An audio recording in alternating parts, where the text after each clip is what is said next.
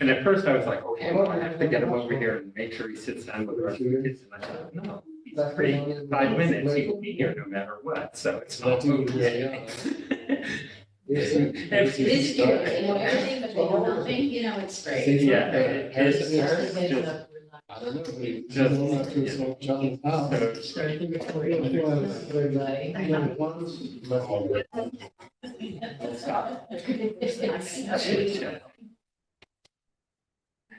If we- Yep, ready when you are. Okay, good evening, everybody, and welcome to the City of Kingston Historic Landmark Preservation Commission meeting. Tonight is April 4th. It is 6:30 p.m. My name is Suzanne Cahill. I'm the planning director for the City of Kingston. If you do need to use a restroom, they are located outside across the chambers. Men's is to your left, women's to your right. We ask that if you do have a cell phone, please silence your cell phone so that you don't interrupt. If you do have a conversation that you want to have outside of a discussion with the commission, we ask that you take it outside of this room. The chambers are available for that. If there is an emergency, we need to leave, we ask that you do not use the elevator, that you use the stairs. If you need assistance, please ask. And with that, I am going to turn it over to Mark Grumlett, our chairperson. Evening all, I'm Mark Grunblatt, I chair Historic Landmarks. Thanks for coming out. I'm going to ask members of the commission to introduce themselves. I'll start with you, Kevin. I'm Kevin McAvoy, I'm commissioner on this board. Andrew Hughes, the architect of the commission. Nanny Brown, commissioner. And that's all you get tonight. But we do have quorum, so we'll move ahead. And Ethan Richterman is here, he's the historic preservation administrator for the city. Thank you. All right, has everyone had a chance to review the minutes from last month's meeting?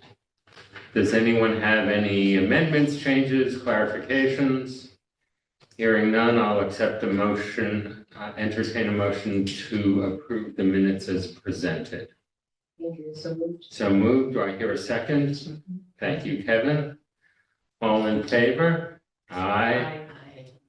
Right. Yes, Marissa, you're up first. May I sit down? Absolutely. It's just easier for me to talk rather than lord over the table. So even though most of you know me already, and this is going to be recorded for posterity, I'll introduce myself in case you shared this link, this presentation with other people who know who I am. My name is Marissa Marvali. I am a historic preservation specialist here in Kingston.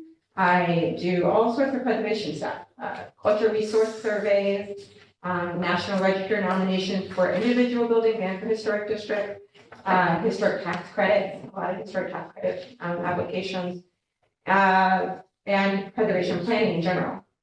So I'm here to talk about financial incentives, particularly historic tax credit programs, because New York has a robust historic tax credit program that's paired with a federal program.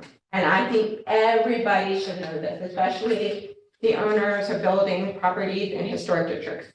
And really the historic tax credits only pertain to National Register listed historic districts and properties. So unfortunately, Fair Street does not qualify. Except with the individual buildings, that there are some individual buildings that are listed on the National Register and those qualify. But, in general, you have to be National Register. So West Chestnut Street, the Stockade, the Rondout Historic District, those property owners really need to know about the historic, if you can go to the next slide.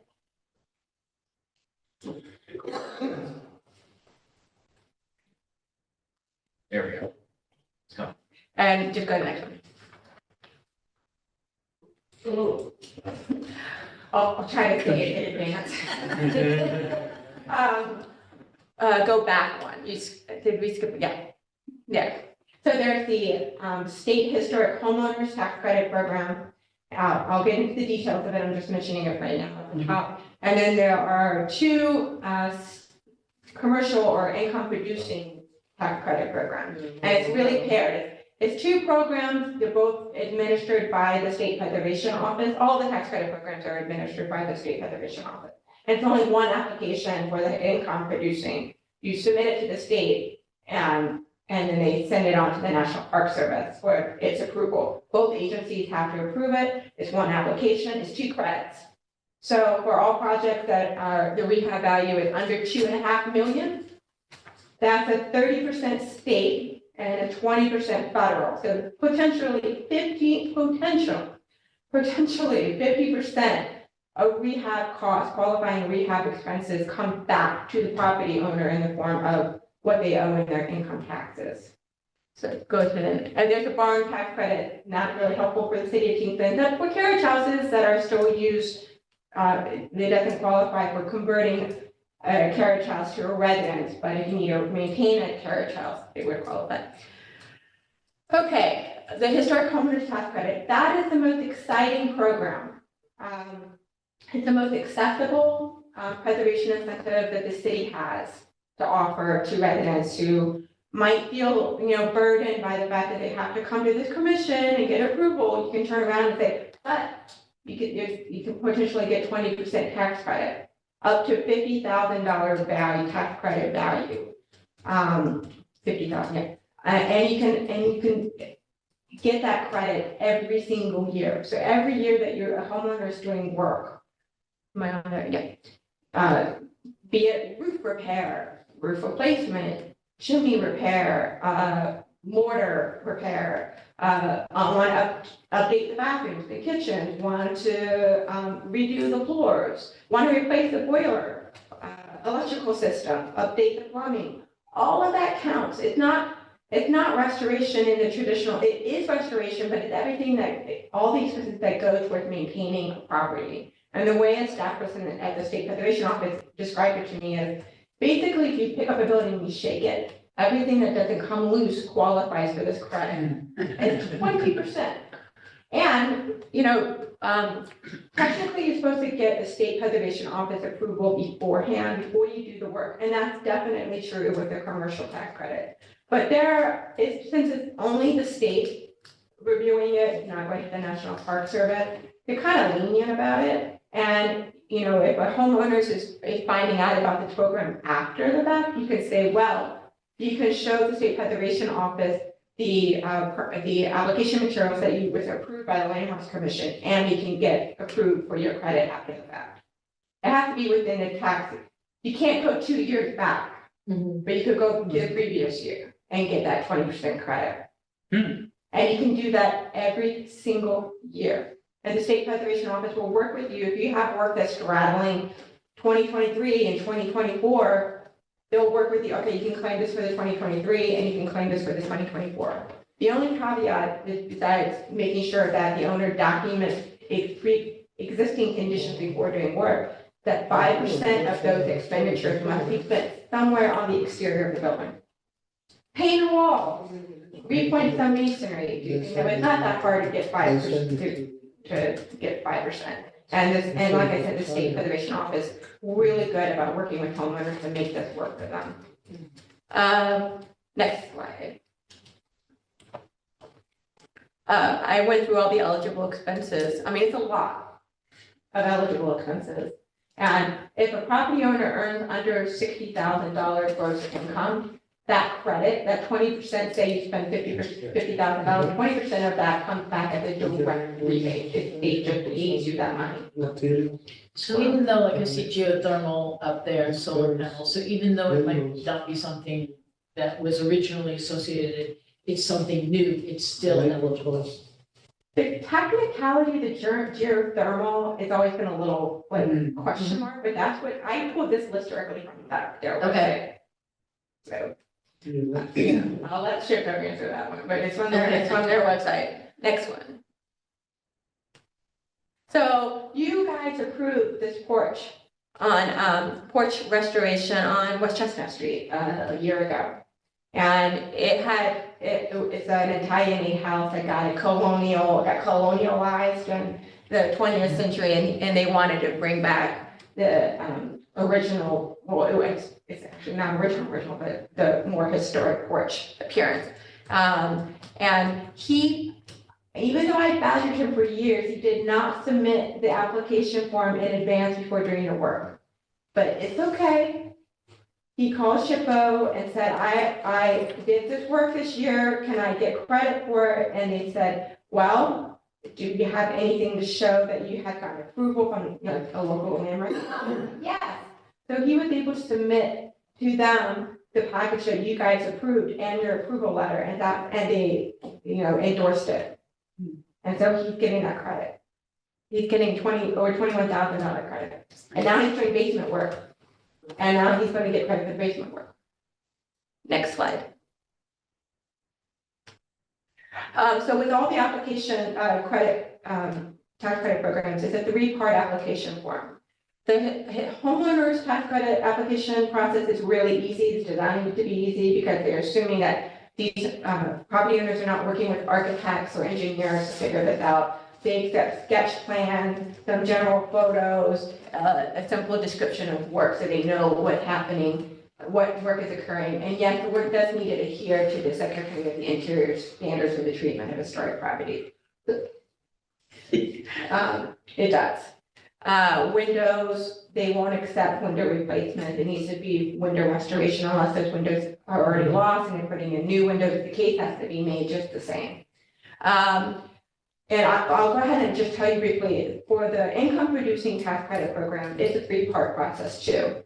So the first part of the application is existing conditions and demonstrating that the building is significant or contributing to the historic district.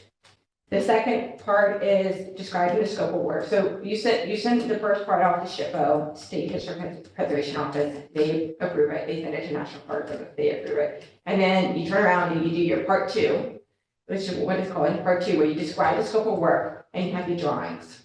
And you don't really have to go into that much detail for historic homeowners tax credit, but since much more money is involved with the income producing properties, they want more documentation. So it's a full set of architectural drawings with photos, key plans with photos that really describe in depth what's going to happen with the building, even work that's not pertaining to the tax credit portion of the project. You have to describe the whole thing. It's exhaustive. It's not just exterior, it's interior as well. So it's whole building preservation. Next slide. Oh, and go ahead and go to the next slide. But the third one is you want to certify that the work is complete. You need to tell the government, I did what I said I was going to do. Here are the photos. Can I claim my credit? And they'll say, yes, this work adheres is what you said you were going to do. Okay. They wouldn't require something like from the building department or anything like that? No, it's Okay. totally, you still need for a building permit, but they don't need to see it. Okay. So this is the before of the Chestnut Street, that colonial revival porch was a very common thing to do. Next one. And he had to finish a paint job, so just sort of, it still needs to be painted, but that's the after. Next. So the income producing tax credit is more lucrative, but it's also more complex in its application. So for rehab projects that are under 2.5 million, you're looking at a potential, effectively a 50% credit, 20% federal, 30% state. But everything must be pre-approved. You cannot come retroactively and try to get anything. This is very much by the book. Very strict interpretation of the Secretary of the Interior standards as well. Next slide. And the rehab must be a substantial rehabilitation. It cannot be just a small little project. It must exceed the adjusted value basis of the property. So if you're a newcomer and you're buying a property in a community like Kingston today, and you're buying a $2 million project, basic $2 million property, it's that number that you need to beat is whatever the value of the house is minus the land. And so if you just bought it, you don't have depreciation yet.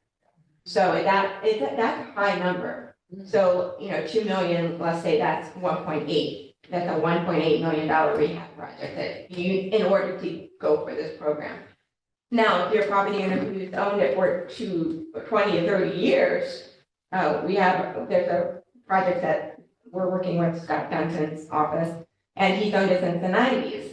And he bought it at, I think, 70,000. But that adjusted basis is like 50,000. That's a really low benchmark for him, because he's owned it a long time. It's what you buy the property at. Okay, so that's what it's not the current Yeah, value. yeah, it's what you bought What it. you bought it. Yeah. That's. Next slide. So I'm gonna go through a few, and this isn't Scott Duncan. You're gonna see some of your work. So 101 appeal, this was a really great, successful historic tax credit project. Next slide. It looks really good. Extensive needed gut renovation, a lot of deferred maintenance, all new building systems. It had residential units, it maintained 5 residential units, new bathrooms, new kitchen, new configuration. The one thing that people get hung up on is, they want to make a lot of changes to the building. You must maintain the character defining features inside and out. And that includes, historic, circulation corridors and stuff, that must be maintained. But for this project, it was a bakery, and it had already been carved up in the 90s. And so this government's not gonna make you take it back to the bakery. It's like, that's what it is, so we got to work with that. Really, the only thing in terms of the plan that we had to maintain besides the ground floor commercial layout was the upstairs corridor. We were able to reconfigure, I didn't.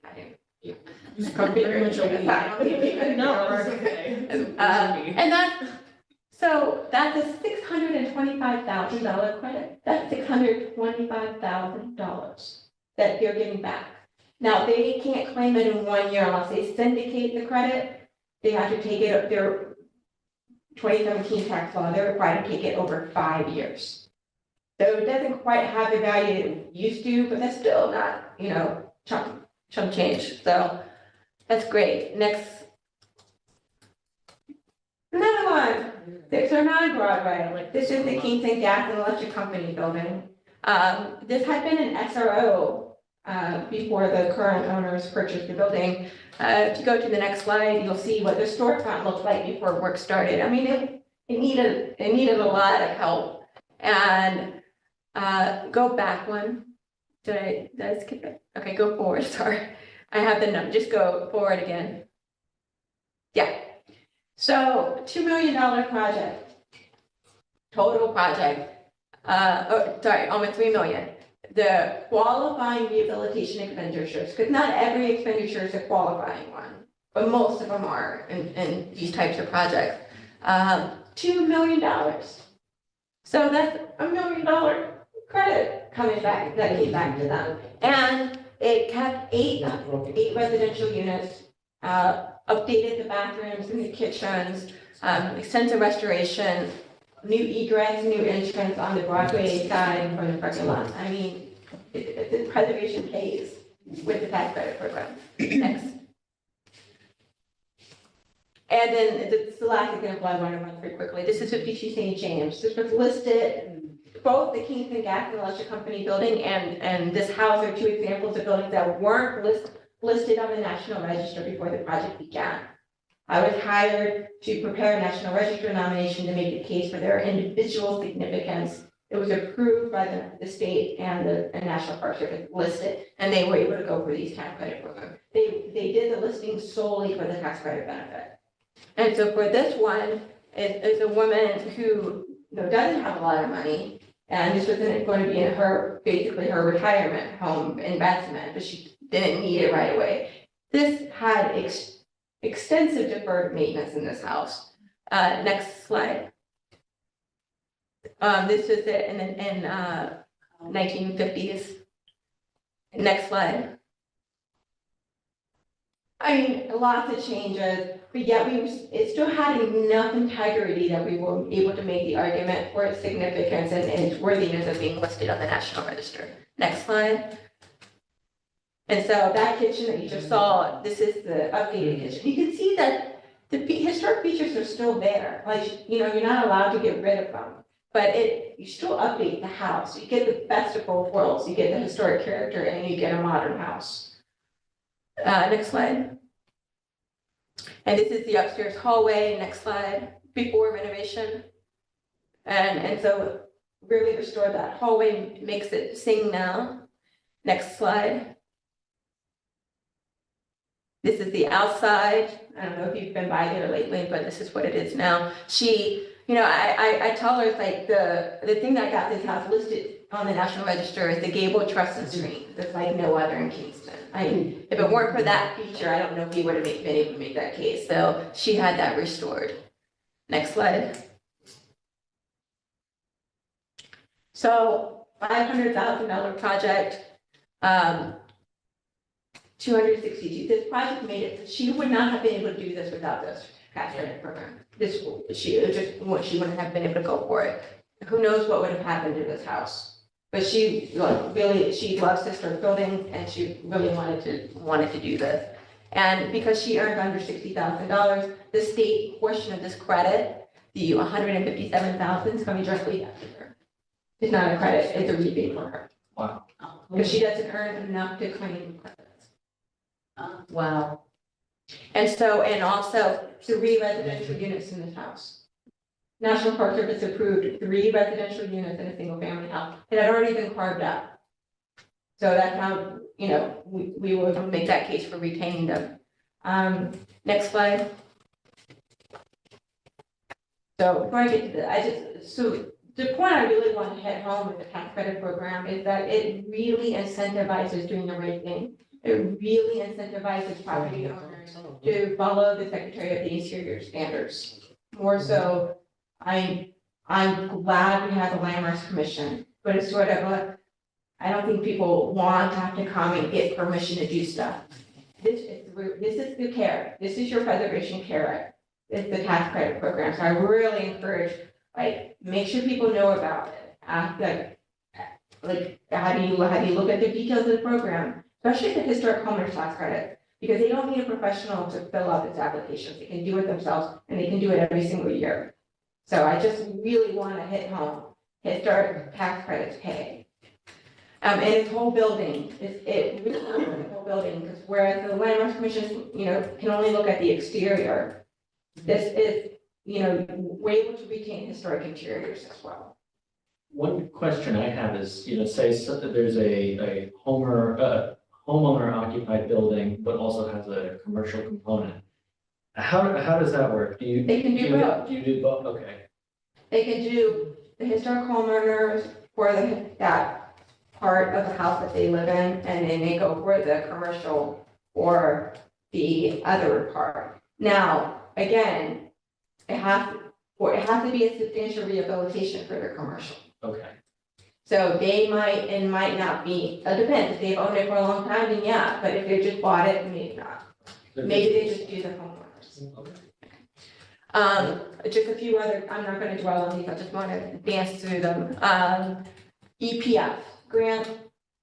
The Reader Center, I'm a volunteer for, got this through, by being a heritage area. We got this through the Heritage Area Program, this EPF grant. It's less competitive than the historic landmarks program, historic preservation program, because there's more competition for that one. So, I mean, $469,000 grant to replace the roof, and it's because we're in the heritage area. Next one. And this is brand new, that they just announced this a couple months ago. So the Preservation League, up until now, have only been funding technical assistance grants, documentation grants. This is the first kind for capital improvements. It's for nonprofits only. So it's not for private property owners, nonprofits can go for this, but $10,000 to $40,000 for historic building repair and maintenance needs. Next one. And that's a 50% match. Can that match be something other than cash? Can it be in kind? I don't know the specific, I'm pretty sure it's usually cash in these instances. Okay. Almost always cash, I'm gonna guess. Okay. I didn't read the specific. I'm just thinking if it's a nonprofit, then maybe in kind, maybe some in kind labor, stuff like that. I don't know. Okay. And next, and then there's the Sacred Sites Grant that's administered through the New York Landmarks Conservancy that they're based in New York. So Old Dutch Church, all that restoration work that they did. Yeah. That came through Sacred Sites. We had a combination of grants, but one of them was the Sacred Sites Grant. Next, but so one thing is there's not a whole lot for churches. So it's just important to know what we do have. Ethan, you had another church one. Yeah, so recently, after the Pekaki neighborhood meetings we discovered that the National Trust for Historic Preservation has a grant program for historic Black churches. And within the criteria, it doesn't even state that the church needs to be listed on the National Register or locally designated. But one of the questions I would have is, in a local historic district, but also in a national district or individually, I would imagine that would further bolster and it would provide a really valuable resource to, again, a community asset that's often underfunded. Yeah. Next, we're at the end. Okay, so I already hit on these. Promotes whole building restoration, preservation, rewards owners for going above, the call of duty in terms of maintaining their house. Lessens the regulatory burden on this commission. You could, in theory, introduce a new rule for projects that are rehab only, meaning there's no addition or major alteration component to the project, that if they're seeking tax credits and they have state historic preservation office and National Park Service approval, maybe it's a staff level review. Okay. Maybe, if the scope is the same, it's already been approved by the National Park Service, that's something to consider. And also, that's another benefit. Hey, you don't have to come to a landmark meeting on a Thursday night. It promotes sustainability, like the greenest thing is the thing that already exists. Also promotes careful planning. You have to really think through about what you're going to do instead of just saying, I'm figuring it out as I go. It also incentivizes the retention and creation of residential units. Because if you really want this income producing tax credit, it doesn't really pay to make it a single family residence. It pays to keep it as a multifamily. So, that's another thing that hit home. For people who are buying properties and they buy a house that has multiple units, they think, what should I do? Should I just take it back to single? Well, if you want income producing historic tax credit, you probably want to keep those units in there. So that's another thing to think about. And importantly, support the historic trades industry that we have here in Kingston. Again, whole building, not just the exterior. And that's it. Next slide is my contact information, not for you guys necessarily, unless you need to get hold of me, but just for the public. So, Thank you. any other questions? Oh, great. Yeah. This was wonderful for me. I represented two of the sellers of what you chose. And I wondered what happened to those buildings. And it's wonderful to see that they were preserved and improved, and that the buyers really benefited from what New York State and the feds permit. A question about how we bring this up to the various kinds of folks who appear in front of us. I mean, we can sort of click down a list, but the one that I'm least familiar with is the not-for-profit one. It's more for your back pocket. I think that's for people. Those projects aren't, moving quickly. They're a slower process. Hopefully they're having a conversation with the staff in advance. And, you could bring it up then or have it on your website. Links, have a preservation resources links on.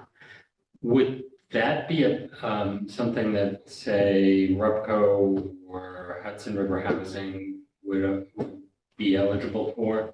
RUPCO knows it better. They won awards for their. Yes, I know, So they know.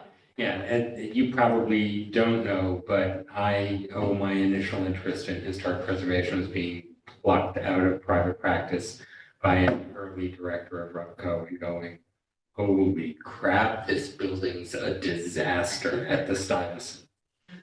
This is now 30 years ago. That was my first exposure to what was actually possible in historic preservation. And so I know that those can succeed.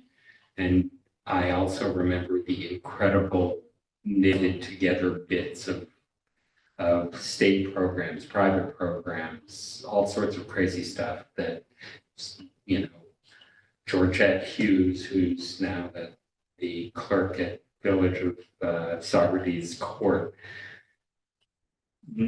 kept track of at least 7 different pots of money Yeah, to make that happen. So the more choices we can give, the better the outcome can be. yeah, All right. The, Hudson River Housing, they recently did the underwear factory in Poughkeepsie. Mm-hmm.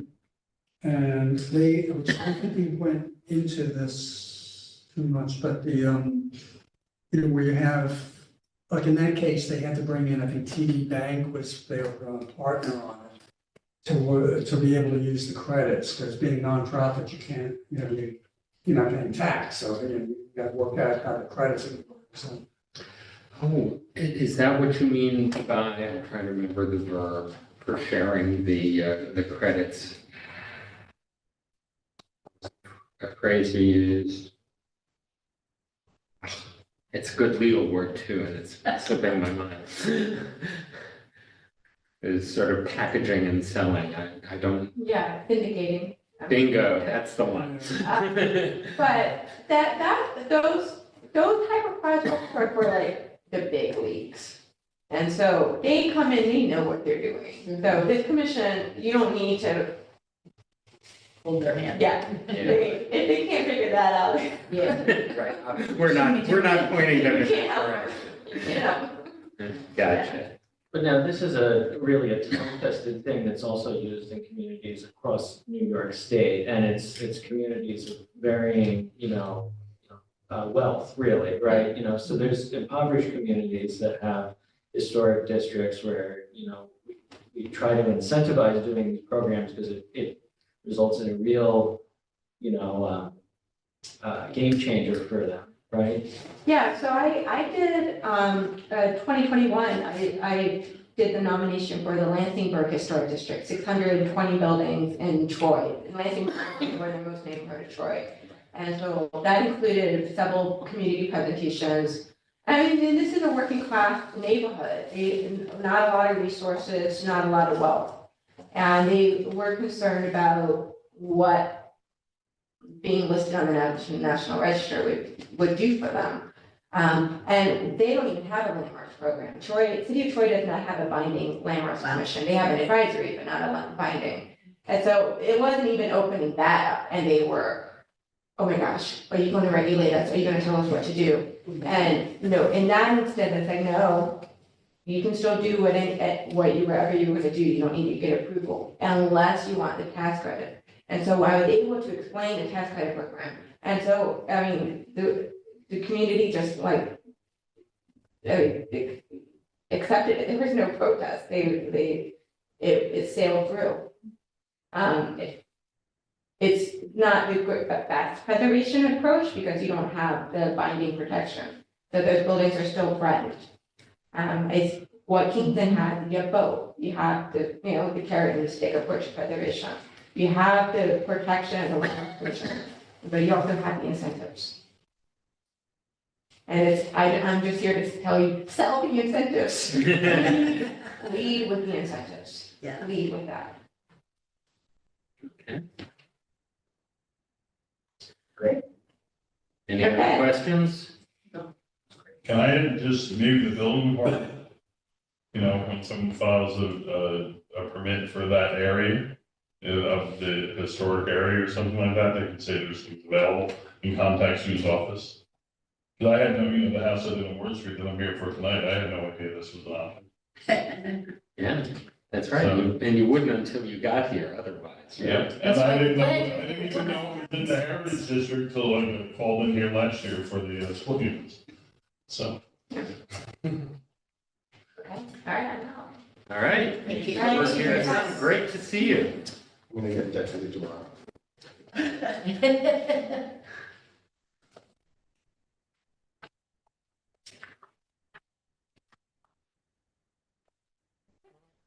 Onward to 95 Worth Street. Thought it was third. You still have a cancellation? Well, you are third. We did, she was second and adopting the minutes was first. That Oh, doesn't okay. take I long. didn't know that was part of it. Where do I sit? Is this? Wherever you like. I've seen all the pictures already. Okay, if you introduce yourself for the record and give us a quick overview of the plan. My name is Paul Bankert. I bought this house on Ward Street in July of 22. Did nothing structural necessarily, but a complete essentially back to the studs, so to say, or back to the brick walls renovation. So, new heating systems and everything, and rented it out starting in January this year. Quickly found out from my tenants that the windows were simply unacceptable. They are, the house, I believe, I had to replace the water line in December, and the curb current, shut off was from 1890. So I'm assuming that's about when the house was built. Hard to know Well, in this It neighborhood. lasts everyone else 130 years and lasted me a year and a half, so. So, more or less, and Ethan and I have had discussions about rehabbing windows. I'm not sold on that, to be perfectly honest. I'm willing to spend, what I consider probably at least double or triple the amount of, like a Lowe's or Home Depot window to get something that, will match the decor of the, other houses with a, wood frame outside and, make a good, very good quality Anderson windows at about $800 a piece times 27.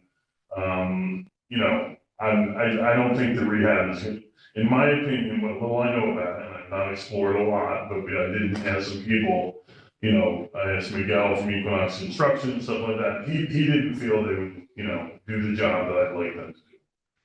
So, and the windows themselves, and I don't know how far these rehabs go. I mean, they open, but again, they're 130-year-old windows. I assume they're 130-year-old windows. They don't work, as well as a window should. So my request is to be able to put in, and I think you have my samples right, Ethan, of what color you want me to do, and what, there's also 3 or 4 windows in the house that were replaced at some point long before I owned it, that are just simply, vinyl outside, that certainly don't match anything from 1890. And I'm gathering they weren't here for, to ask permission to do that. I don't know if we were here. to do that. I think they were put in the last 30 to 40 years, but they're, And then the front door, I want to, and you have, sorry, I haven't looked here, but I want to replace the front porch. And soon Ethan and I have talked about, we're going to do, replace, I wanted to do tracks because I like tracks because you never have to replace it. It was requested that I do the similar tongue and groove, what are they, 3.5 inch or whatever. So I agreed to do that. I'm going to replace the pillar on the right side because as you can see, it doesn't match the other 2. Right.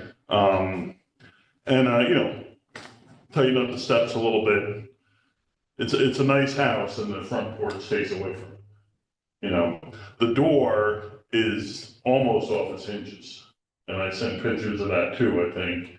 I texted Sue that where it's like, it's, again, I think it's an original door, probably 130 years old or close to it. And, it's long outlived its usefulness. Well, we've got a black and white photo of a car that I'm guessing is the 40s or 50s with glass panels in there. So somewhere along the line, something got shifted. I mean, you can see where those are the pictures, the frame, it's coming apart of this. To rehab the door, I think would be difficult.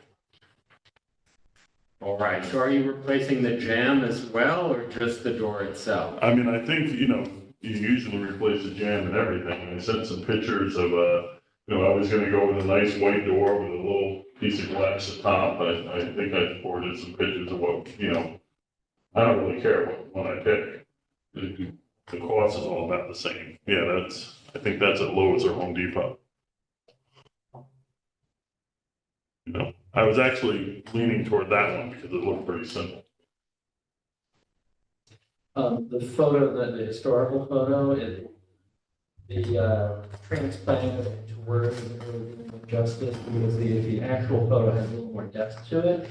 And it appears that this white door that you referenced may be some type of early storm window. That's what I thought you said. Like a storm door Yeah. that opens? Right. Yeah. I think so. Okay, not a design I've bumped into before. I've seen them a couple I've times, seen but they're pretty rare. And this Yeah. would be, if you look at this picture here, Actually, but if that's the case with the storm door, it's possible the original door may have also been that way. That happens in a number of cases too. With the storm doors, not bifold, but a pair of doors, then the front door can also be a pair of doors too on occasion. So it's possible that this door is not necessarily the original door, but it I think has. it predates all of us, I'm sure. Yeah, it has some age, yes. Yeah. You know, my one tenant, you know, if I'm out of line here, let me know, but she sent me an email the other day, she's concerned about the rehab, she's a single lady who lives downstairs. You know, because you have to take the windows out and board them up, and, you know, the safety issue and stuff like that, she 100% against doing that method. But I guess I usually just with like the it. rehab, though, you don't take all of the windows out, they're done, you know, you do. Yeah, one at a but still, time, so- there'd be times where they, you know, there'd just be a board up, I'm sure, you know. She's a single lady, probably in her 40s, I guess, or something like that, but new to Kingston. And this was her first apartment flooded on Union Street or something like that. So, water was coming up. There's other temporary solutions, I think. I'm not so sure that should be a reason not to do a rehab. I'm just curious, after listening to Marissa tonight, if you gave any of what she said, any thought, because certainly, you know, a window project like this, and I don't know the numbers, you know, it would be commercial, state and commercial.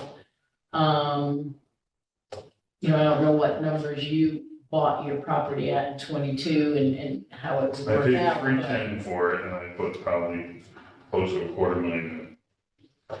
I mean, obviously, maybe some of the work that you've done.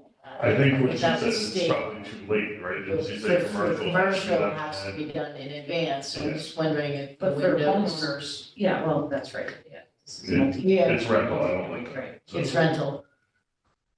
Yeah, I'm just wondering. that- I mean, I took her name down, I was Yeah. gonna email her anyway to see if there's, I'd be happy, to be honest, to pay her as a consultant to, you know, to help with this, if I could get anybody. And I don't know if I could or not, Yeah. but that's kind of separate for, you Yeah. know.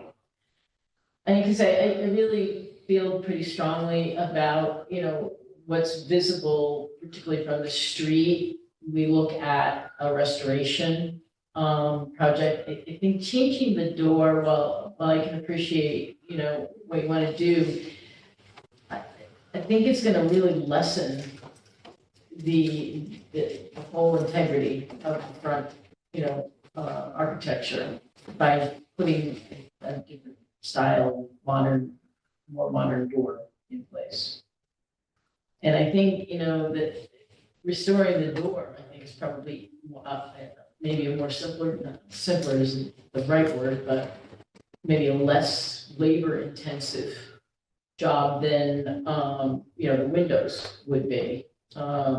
We did have an applicant last year who, you know, came to us with a really expressive historic door that had been dated, you know, to be nearly period. And they, you know, we talked with them and they were entirely amenable to restoration and had very good success. You know, they did remove the door, they, you know, added shims where necessary, added wood, you know, Dutchman type activity, and then the installation of weather stripping, modern type, there are processes to do it. And it made it a very, energy efficient door. And that applicant, had also then, expressed interest in restoring your windows as well. Looking at these windows, it was very interesting because, we have exterior, storms visible. And there's also evidence of an arched upper sash suggesting that they are, nearly period. And that's also backed up by the property, the building structure inventory form from 76. So you have really, good material here, bones that could be, entirely eligible for those tax credits. True. So would you consider, and again, I'm not sure what I'm gonna do. I want to do the new windows. I think they're the simplest solution for me. But that's okay. I realize why I'm here. Would the commission consider having me rehab the ones on the front and doing the sides with the new ones? Sort of a, meet me halfway kind of thing? Well, I don't have a good sense of what's most visible, obviously the front. You've got buildings on either side. It looks like one side is really pretty tight. Just has. Both sides are pretty tight, actually. Okay, it's hard to judge from the photo. So here's the south facing side front. I mean, that's St. Yeah. Peter's Church. And you have a That's circular the record. floor and a 101 here. Okay, and the vinyls are where? Mostly in the back, Okay. Those are the ones we're least worried about. I'm sure. The north face, as well as the front, appear to be fairly visible. At least certainly these closest to the street would be. And And what they, you're looking at, right? right, the ones we're looking So at the here. two on the front, that's not mine. That's the story. And the bay, I can't really tell what's happening there. That's something, I believe that was a quick little addition, probably in the 40s or 50s. It's not brick, it's framed wood. Okay.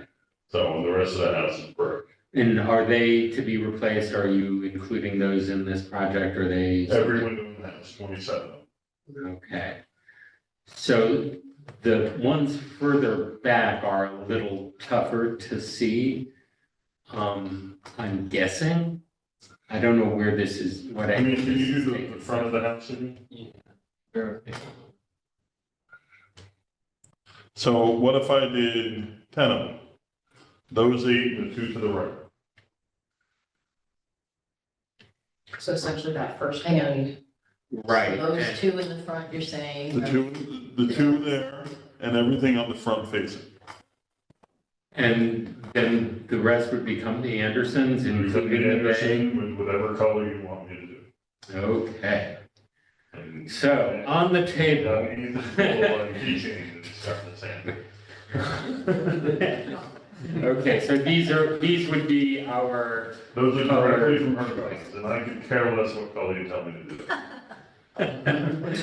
well, is it could care less or couldn't care less? I think that we should, my opinion is we should do white because the frames around the windows are white, so I think Yeah. that would I look think best. that's likely the most I think, reasonable to, yeah, it's hard for me to tell from this whether things are pure white or off-white, but I'm presuming it's closer to. they're pretty close to that. I mean, are they the exact shade? Unlikely, but I think. they're pretty Well, close. over time, that changes anyhow, no matter what we do. The Andersons that you picked, they're clad wood.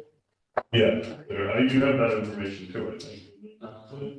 Yes. Bear with me. I know, I got them all from her side. 400 double hung. The thing that irks me most that would be a change in the doors you're showing me is the bevel glass. That really isn't close to time period correct. I mean, solid would be closer. So what, Yeah, like, I mean, the size of the glass you're thinking of is less important to me than just trying to somehow not scream 2024. And a So if you lot did of like those it too. painted with a new So painted. can we do this? Can we adjourn the door till next month maybe? And I'll explore some options. I have some woodworkers that are tenants of mine. Yeah. You know, see what they charge me to build a door. I'm sure it's a whole lot more than a Lowe's door, but that's not necessarily the, you know, the end of the world. Our charge is to try and make things look historically appropriate, right? So, and unfortunately, the metal clad doors, they kind of. No, they don't. I agree. Yeah. They're not, you know. So if, in my mind, if the existing wood door is either irreparable or,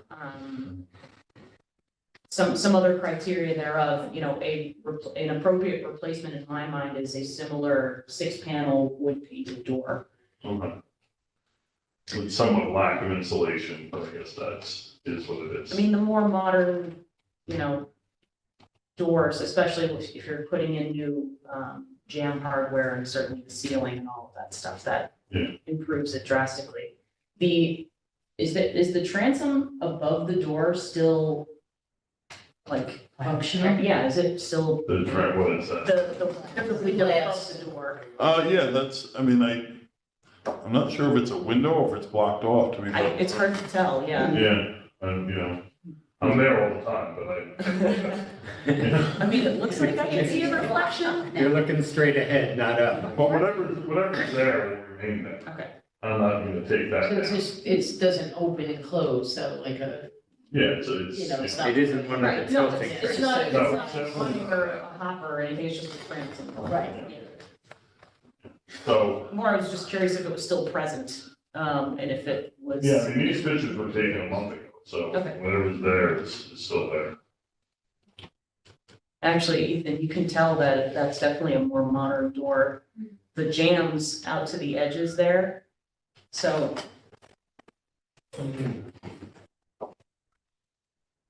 The door would have gone to this point here if it was a pair. This is a modern infill. So they kind of customize it to. Yeah, it's probably a 3-0 door, whereas what it might have been previously was a pair of, you know, like 24s or something. That's my guess. Sort of an old house. Yeah, exactly. So I mean, I can, my most important thing is the windows. There's a 6-week lead time to order them. I have no idea what the rehab people are. I'm assuming they're not gonna be here next week. But I think they're, you know, it's getting toward, you know, the windows work. I ordered some screens and stuff like that. I'd like people to be able to open up their windows if they want when they need to come springtime. So I'm on a little bit of a time frame there. You know, or more so than the door. The door can actually, it's functional. It can, if I don't order that or have it made until, you know, May or June, that's not that big of a deal. You know, I haven't even gotten the building permit for the porch yet. All right, what do? I'm trying to make a thing here that will work. How are folks feeling about the front and around the corner there? It's very recent. Especially- To have those restored, and then the remainder of the windows are replacements. Yes. Right, Yeah. Good with I that. think it's a nice compromise. yeah. But And I you- think we're getting a bonus on the back, honestly, with something that's closer to original than the vinyl that is hiding back there. Oh, absolutely, yeah. Do be aware, though, if you do pursue tax credits, they may only qualify for the restoration. Oh, that's fine. Yeah. I mean, the more important thing for me than the money is that they work. And I don't know enough about the restoration process to know whether they will or not.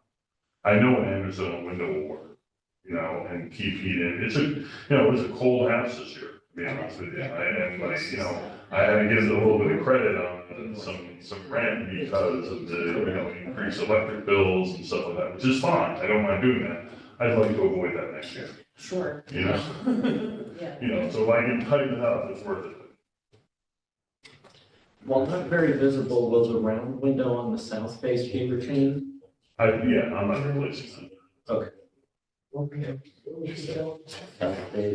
We're just, you know, full of rectangles. It's very No, difficult. Oh my gosh, oh, the little one, you're right, I did not notice that. Yeah. Yeah, That's at the top of the stairway. Yeah. Is it stained glass? Red, I think, yeah, yeah, no, I'm not replacing. That wouldn't be- And this is south face. Correct.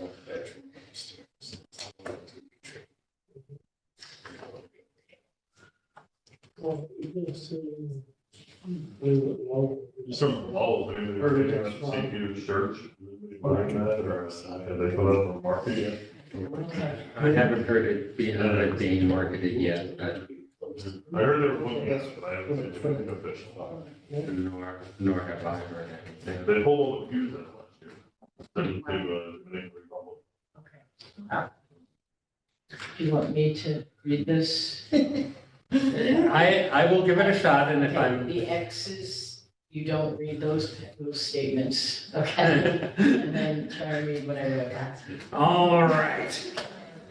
I hereby move that our commission find as fact that the proposed replacement. Oh, secret.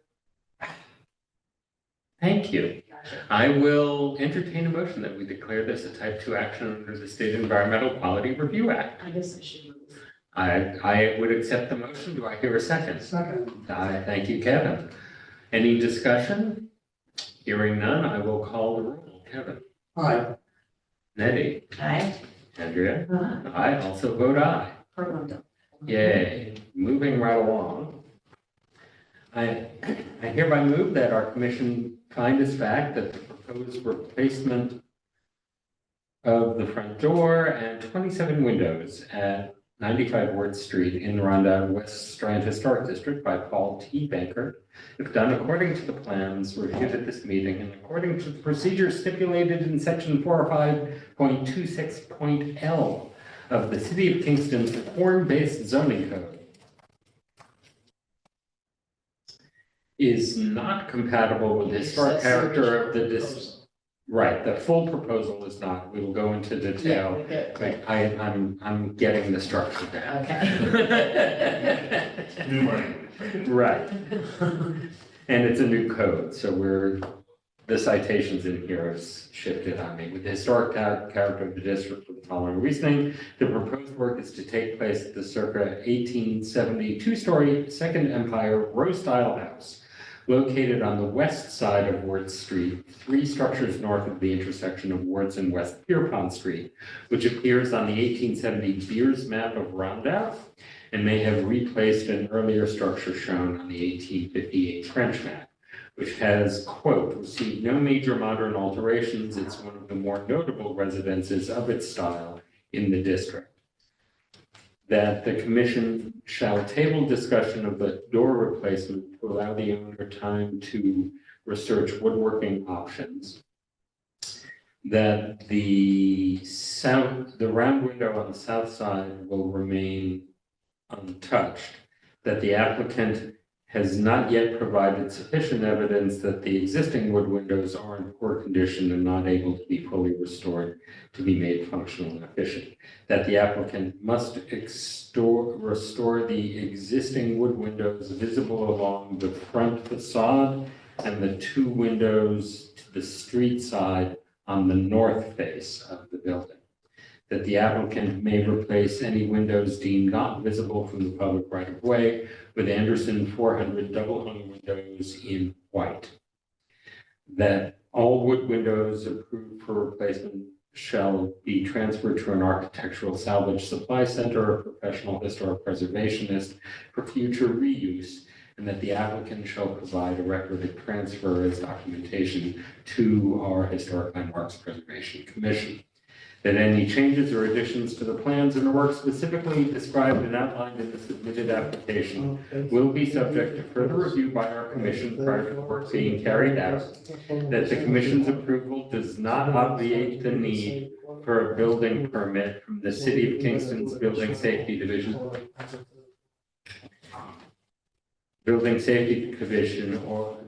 or any other required approvals from relevant coordinating agencies. Based on the preceding amended findings of fact, I move that on this fourth day of April 2024, our commission deny the proposal as submitted and approve the preservation notice of action to the recognized applicant for the scope of work as prescribed herein and in his application to our commission, such notice to be subject to the conditions contained in the foregoing motion. Do I hear a second? Second. Thank you, Nettie. Any further discussion or questions? Hearing none, I'll call the roll. Kevin? Aye. Nettie? Aye. Andrea? I also vote yes, and thank you very much. And do you need contact information from Marissa? No, I wouldn't. Okay, great. Quick question, where the windows have to be, I heard you say they have to be sent. Right, or something, where? right. What we're asking, I know We just have a one, lot of trash we want to go, so Marissa would probably be able to tell you. Okay. right, I'm familiar with one up by Nassau, south of Troy, that preserves old wood windows. I think there are more in the neighborhood, and they will generally do, come down and pick them up. I can keep them in my warehouse until they're. That would be great. Yeah, That's not a that's true. Of all folks in town, you've got the room. Can you email me rehab people tomorrow? Yes. I know you have some names of Yeah. people you said. Yeah. I won't make it, give it to me now, just shoot me Yeah. an email. That sounds great. Do you want your windows? Yeah. I'll get back to first, I'm sure. All right, Thank you. and thank you. Thanks. Yeah. I think it worked, right? Fair? Well, I think we have a net plus to the district and someone, and they're right, you're not gonna get full tax credit opportunity on some of this, but you will get it on, I know the porch restoration is gonna be Yeah. an important thing for us as well. Well, I'll email Marissa, because again, maybe I should know a little more about this, I do a lot of renovations, but I don't. I probably could have got a good chunk of money back. Yeah, this is very likely. You know? And because you've been busy in the districts for years now. Yeah, And that's enough. I don't think you're gonna have to do, say, what the folks on St. James had to do to get individual landmark status, since you have a paramount. it's already there, it's in this. Yeah, since you're in the district, you're saving that step. So, I'm gonna paint the house the same exact color, That'll count. Yeah, putting in Maybe gutters. a side a year or something like that. Yeah. If I'm painting the same color, do we come back here? Or no? Generally, no. I promise it's the same color. We'll be out there. I'm not changing it. Even if you want to change the color, it's a historic palette color, send it to test review. Unless we I'm gonna do the think same it's color. really crazy. You'll never know I did it. We'll know something's changed, but that's all well and good. Okay, Thank you, Ken. thank you. Have a good night. Yep, bye. All right, next up, we have. Oh. Good evening. Good evening. Hey there. All right. Joshua Holland, this is my friend and contractor from here, Pennsylvania. We are, I have the ugliest house in the rundown, it's falling down. And I'm doing a lot of work to bring it back to, well, first of all, to save it from collapsing. We have a problem structurally. I'm finishing the dirt and concrete basement. So to make it living space. We are tearing down the addition, which is not historic. That's a 20th century addition. It's tearing itself down. Yeah, So we're gonna finish that process. It's also an eyesore, you can see it from the street. It's but ugly, and that's on the back of the house. You're gonna replace that with a modern deck, which doesn't necessarily mean it has to be modern in style, but I think it would be, but that's on the back away from the street. Let's see over. One moment, it's not accurate. Yeah.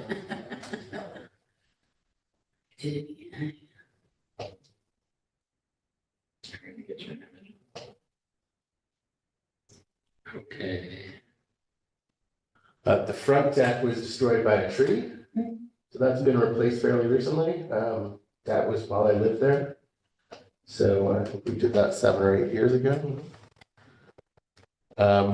This is a good picture. It looks a lot worse than that. It's fighting you. I think we sent you some pictures as well, some current pictures. There we go. Yes. All right, so the windows, we need to replace the windows with something more efficient. Basically, in the winter, you can feel the breeze moving through the house. It's horrific. I haven't been warm in a winter since I lived there. These are not historic windows, obviously. We would like to replace the decking, which is not visible from the street if you're looking up, with something more modern. Again, that deck was built a few years ago anyway, but the wood is So the front, second floor, the the second floor deck. decking Yeah. is what you're talking about Yeah. replacing? Okay. So it's only a few What, years like old, but a- it's already running. A Trex or? Yeah, about to. I guess a potential issue is that we want to do mini splits, and obviously we not put them in the front, the compressors or whatever you call those. Right. But they probably will need to be, some of them will need to be here on this side of the house, which is not visible. I mean, I should trim that better.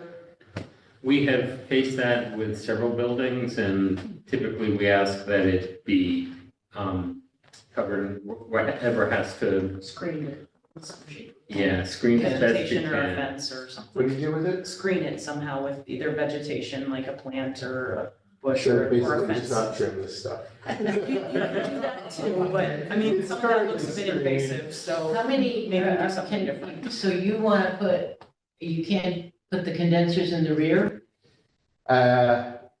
We might be able to bring condensers in the rear. So we have condensers already going in the rear for the rear space. And then is this front bedroom, it's really just one that's difficult, It's don't always reach. which is this bedroom is a little difficult to put in the back. Another thing is that the back is really high, so Yeah. to do maintenance, you can always hang them on the wall, but whenever you gotta do maintenance to it, you gotta bring a fire truck. Yeah. Yeah, well, yeah, I mean, there's no room on the other side, obviously, so you either have a hanging one or a round one, I'm just trying to think. The thing is with. So the ground- first, this is how many units is? Okay, I'm sorry, let me just orient you. So Yeah. this is the upper apartment. So this is a duplex, 2-bedroom. Okay, And then right now, this is a studio. in the front, Yeah, this is a ground level. And then you go downstairs here to the garden level, let's say, okay, the basement. And so we're gonna finish the basement connected to this studio. So that will be the second unit. okay, It's currently a 2-family, but this studio is very small. okay, And yeah, you couldn't put a family in there, so for one person. So combining this lower studio unit with a finished basement will make it like, okay. You So know. it's gonna stay a two-family, it's gonna stay a 2-family. okay, But we are adding, we're going from a studio to a place that can accommodate more Mhm. people. So we're adding housing without adding units by, converting No, I that got it. studio into a bigger I got it. space. Should be noted that Maynard and I had met about the project before, and, we're at the site and he showed me that several components of the project are really in kind. The windows are definitely, much more recent plate replacement, heavily vinyl. We talked about roof. We did also talk about painting.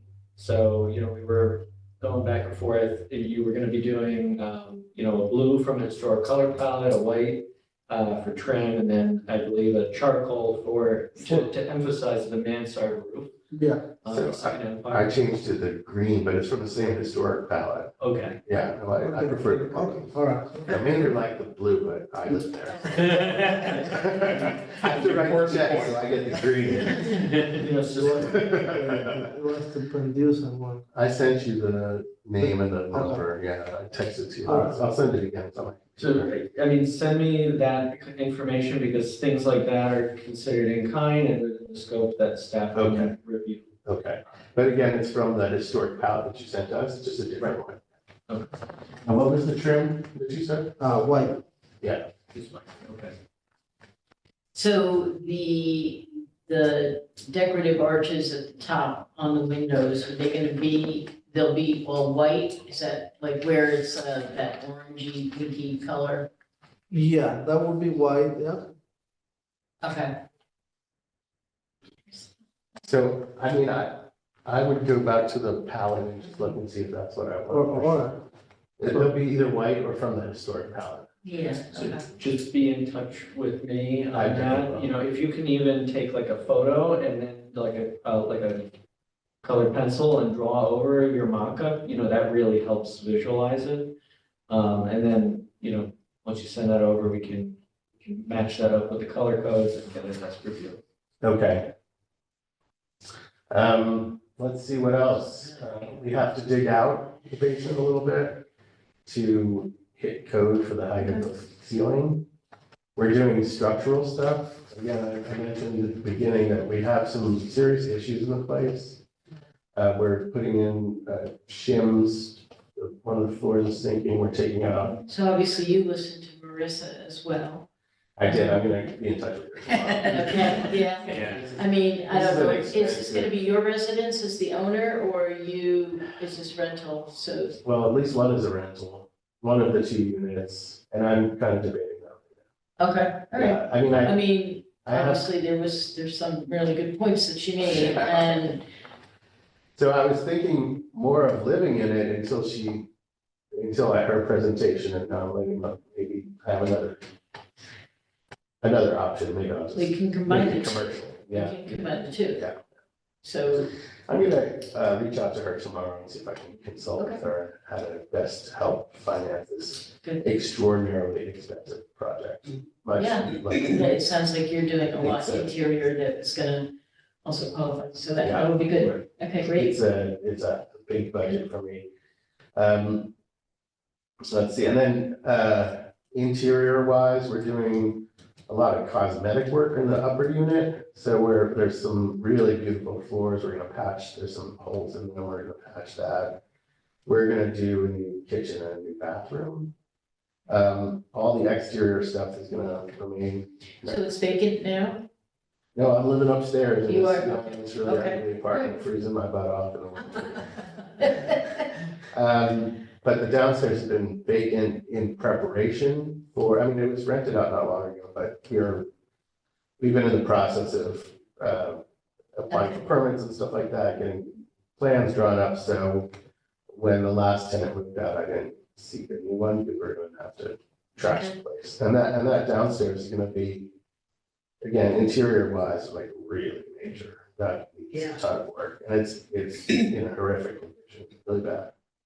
Now, one thing I think Marissa did say is that, when it comes to the tax credits, a lot of times they want to go over what's being done in advance. So, at this stage, it may be worthwhile to look into that. Yeah. Especially tomorrow. Yeah, tomorrow we're gonna. And if she says we need to slow down this beginning, to get those applications in first and get prior approval, then I think we might be delaying it, because it's worth it. It's a big chunk of money. All right, so what you're asking for here is painting, roof work, We had Yeah. to place. Roof replacement. The demolition on the rear, On the rear. you're holding off on the new deck, I'm No. hearing, or? I want to do the new deck. Okay, So really, what this commission would be doing tonight is really just the authorization of the demolition. Everything else sounds like it's going to be in-kind work that we will do at desk level. okay, He's talking about using color palettes that are in historic selection. The window replacement, which is the outwardly visible thing from the front, would be vinyl or wood window replacement. They're vinyl now, so right, it's not an issue there. Yeah, just be more efficient. We're gonna more And efficient. obviously, if he does the, HVAC units and screens them appropriately, any, line sets would be painted. They'd have to be painted to match the siding, and they'd be screened. So all of that is really compliant with the code, would just be done at desk level. So really, the demolition is what you're looking at. And okay, even though it's not really visible from the street because it's in the back, the code still reads that you have to approve it. all right. Well, that seems fairly straightforward. All right, any further discussion? Hearing none, I will entertain a motion that we declare this a type 2 action under seeker. Motion? All right, do I hear a second? Thank you. Any discussion? Hearing none, I will call the roll. Kevin, Aye. Nettie, Aye. Andrea. Aye. I also vote yes. Okay. I need a PNOA. You should have, Hiding here. Yeah, no. that's the next one. Here it is. All right. I hereby move that our commission find this fact that the proposed demolition of a late rear two-story addition at 20 Home Street in the Rondout West Strand Historic District by Maynard Mazariego as applicant and John Holland as owner, if done according to the plans reviewed at this meeting and according to the procedure stipulated in section 405.26.L of the City of Kingston's form-based zoning code, is compatible with the historic character of the district for the following reasons. The proposed work is to take place at the circa 1858 to 1870 Second Empire Home, row house with a mansard roof, pedimented gable dormers, and a wood-paneled entrance with a transom and side lights located on the east side of Hone Street, one structure north of the intersection of Hone and West Union Streets, which the 1977 building structure inventory form identifies as having, quote, received major alterations, but still retains most of its important features. That the applicant shall demolish a late two-story rear addition in preparation for construction of a new rear deck for the first floor. That any changes or additions to the plans and or work specifically described and outlined in the submitted application will be subject to further review by our commission prior to the work being carried out. The commission's approval does not obviate the need for a building permit from the City of Kingston's Building Safety Division or any other required approvals from relevant coordinating agencies. Based on the preceding findings of fact, I move that on this 4th day of April 2024, our commission grant a preservation notice of action to the above referenced applicant for the work as described herein and in your application to the commission, such a notice to be subject to the conditions contained in the foregoing motion. Do I have a second? Thank you kindly. Any further discussion? Hearing. So you have the listed owner as John Holland, who's my father, who is deceased. Oh, I didn't realize that. Let's correct that. Yeah, so I'm Joshua. Joshua. Yeah, my father passed away. Let's correct that on the record.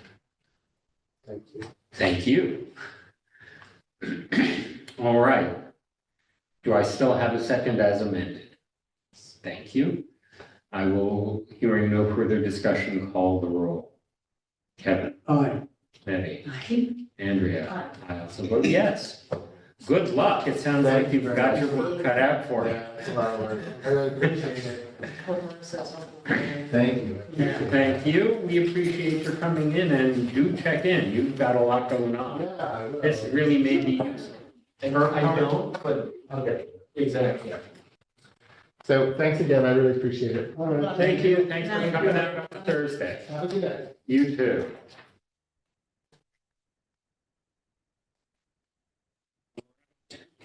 Thank heavens we have a quorum. Yeah.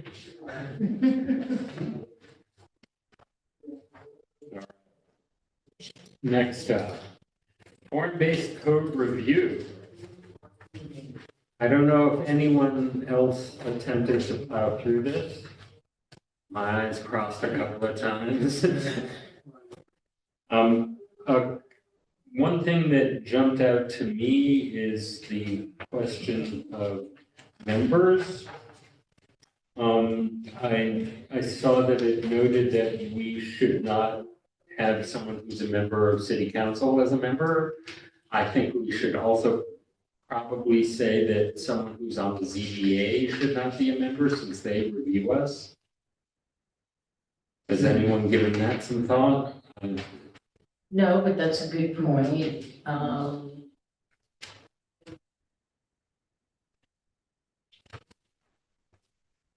Okay, so let's see, where are we? I'm looking at membership. It's early on. Membership is right here at the beginning, so appointments members. No person appointed. And also serve as a member of the city's council, and I would add the ZBA. Okay, no, okay. So that's 3B. Yeah.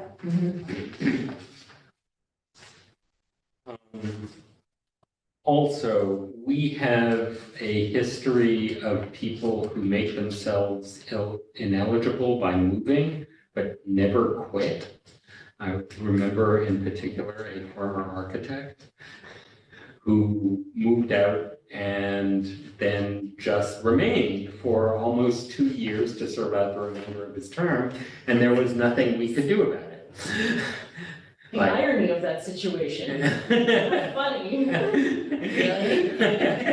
In particular, this is many years ago.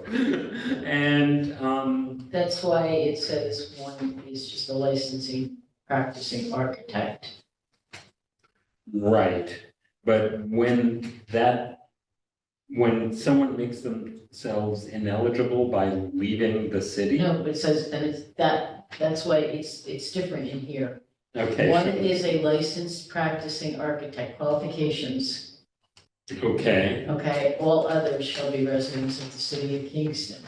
so what happens after appointment if someone leaves the city? It's an architect is an architect is an architect. Oh, I understand that. Someone like me if I were to move. Right, I understand that we've taken care of that one, I mean, that one was perhaps Well, the then- most then common. it's up, the person, if they do not themselves step down, the mayor can, thank you very much for your service, you're no longer, under our code, you're no longer qualified.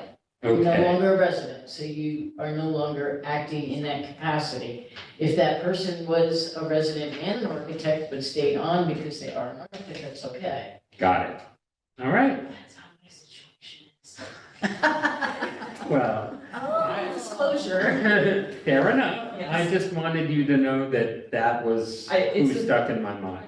Ironically, yes, I had that conversation with Right. former corporate counsel a long time ago and also with Sue, so cards were on the table.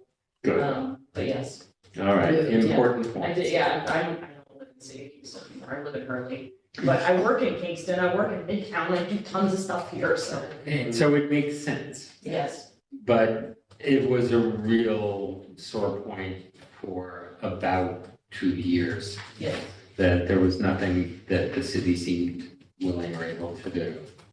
So I'm just bringing it up. It could have been addressed, I mean, the mayor can.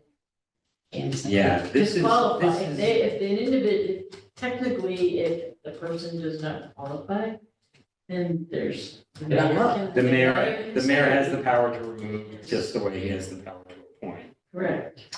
It all kind of makes sense, but my, oh my, that was a back and forth for a ridiculous period of time.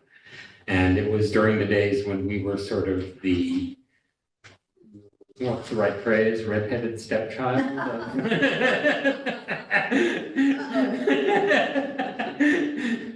All right, I'll go for red bearded stepchild of the city and always got everything last. And I believe it was after our budget got zeroed out by Charlie Landy for 2 years in a row.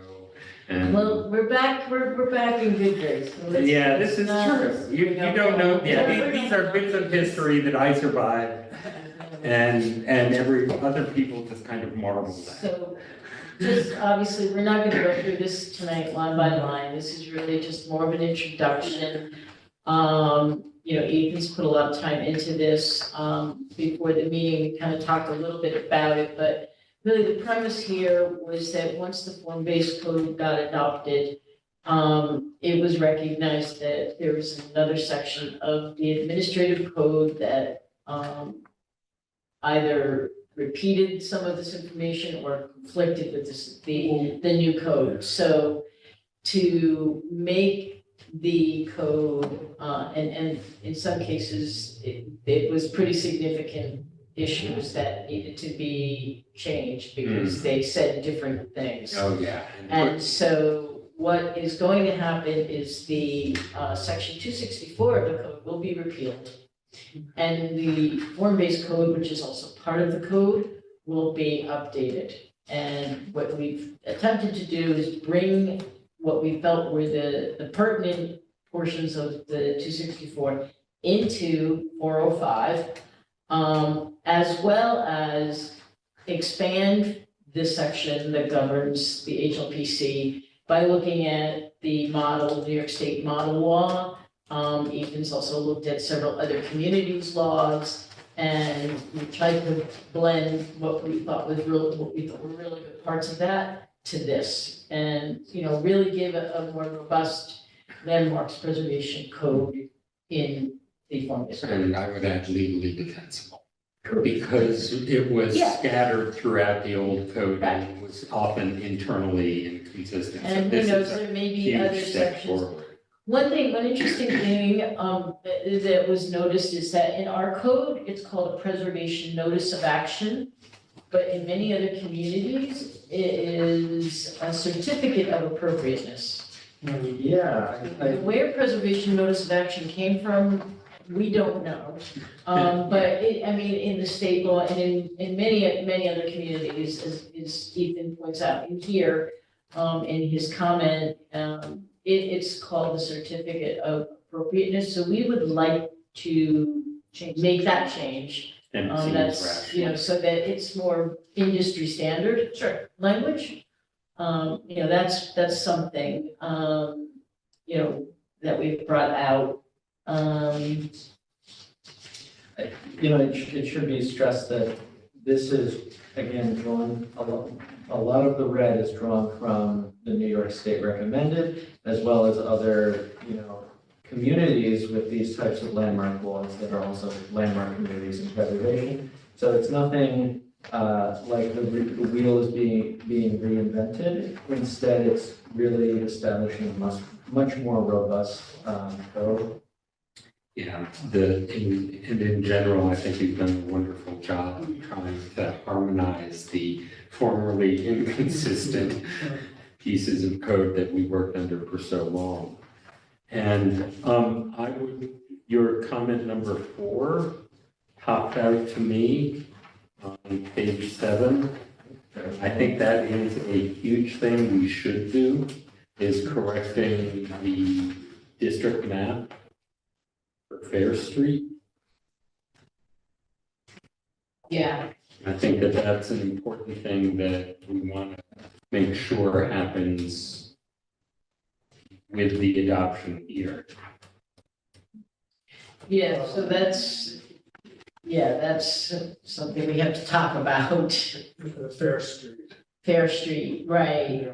Is the 89 district map or the 79? 89 or, the other one is, the other comments for Rondout Westrian District, additional language. No, sorry, right. It's the 89 district map or the zoning map that was adopted in 2011. Yeah, I would use that. I had done the research and identified how the two changed. Yeah. And so that kind of warrants more discussion. Which one tracks the city council's resolution more closely? The 89 one is what was approved by resolution with a map. Oh, so they didn't describe. But it didn't go, there was a gap by Fair Street Reform. Right, there's a block. Yeah, there was a gap. Stockade, and then the 2009, is it? Is that when it was? Sometime in the 2000s. Yeah, it was when under the Sefal administration, yeah, they closed the gap.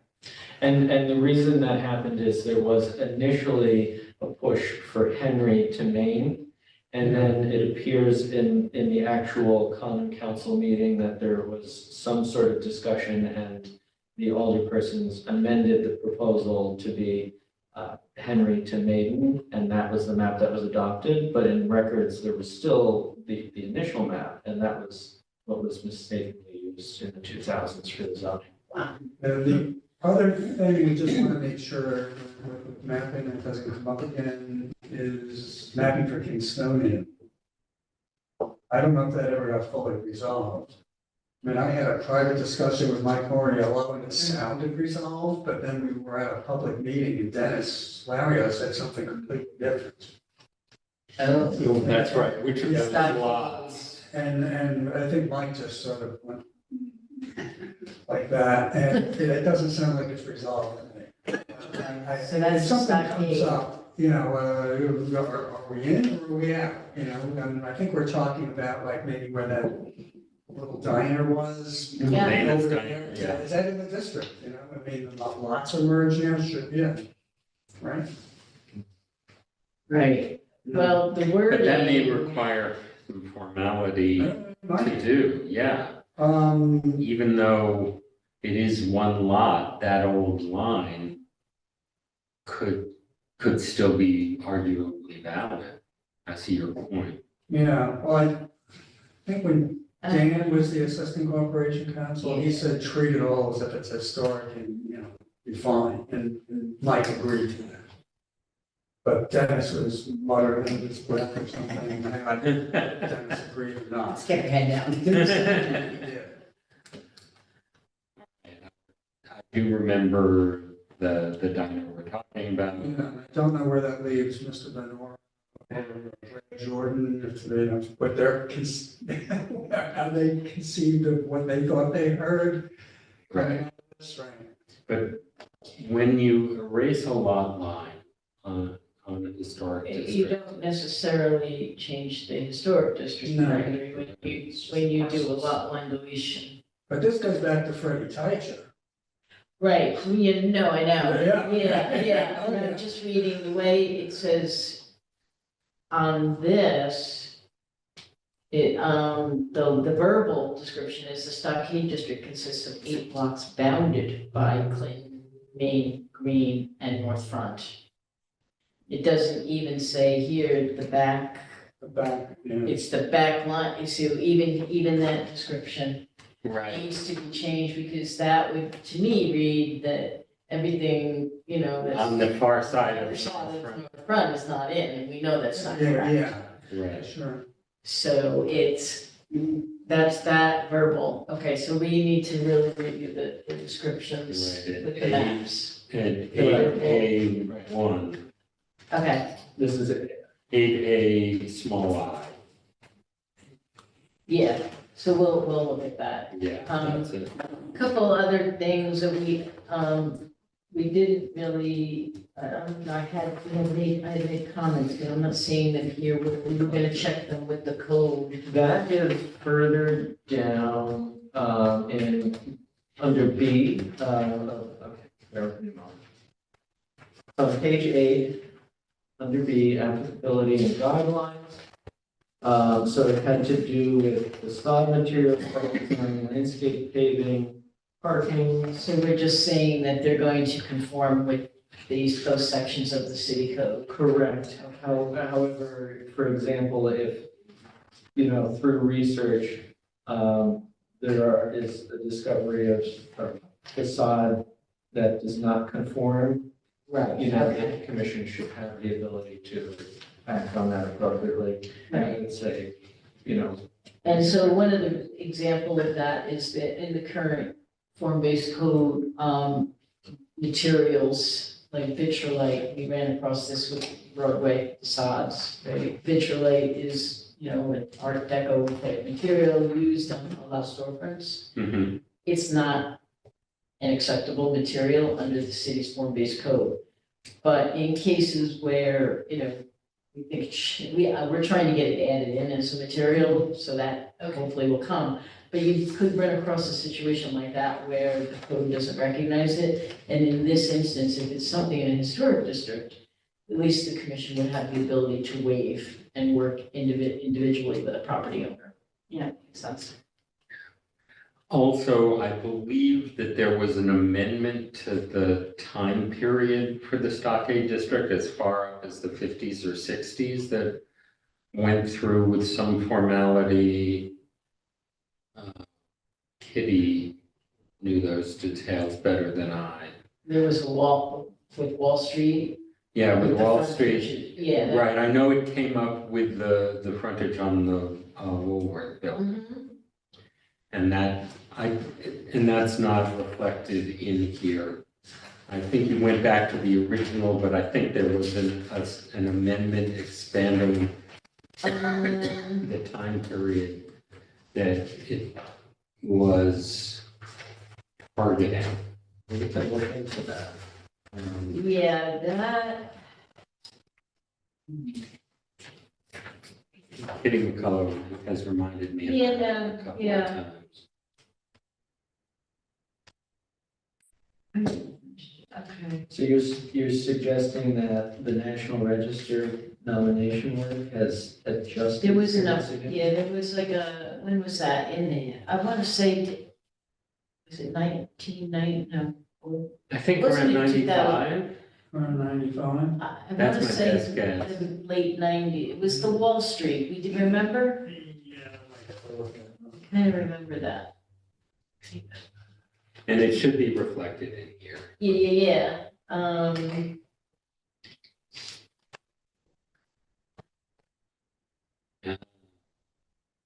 The archive. Yeah, this is only part of it, it's small. Hopefully, am I looking for an ILS? It was Stockade, it was with Wall Street in the front, it was the frontages though. It was the street on, I think it was just Wall Street. It was an update to the Stockade, 1990 ILS Stockade expansion in Albany Avenue. no, No, that's That's That's I'm something. familiar with that, but that's, yeah. I may not have this. you know where we will, all right, we'll look for that because it's going to be in the Woolworths building. yeah. The front of the Woolworths building, it came up because it was part of what they were talking about changing the exterior materials, and it came up that we didn't want them, it was based, and the reason we were able to successfully argue that was based on that updated Right. information that, yeah. So it It's gonna should, be in that, there should be a reference at least where to look for it in that folder. And I remember when Victoria came, to Yeah, represent Neil Bender, yeah. right, with the they- Woolworths. Yeah, they were talking about, we were talking about the 20s being the, Because one it of the was- significance, not the 60s. I, But it could be, I don't yeah, know. my number may be wrong, but I do know that it was expanded. Would the SHPO have this? Would it have been filed with them? Leaves, Or would it they has just to go do to with the marble, Chris it was the and see marble on what- the see what's bottom or happening? something, The orange marble versus they Yeah. want to do some black something or other. yeah.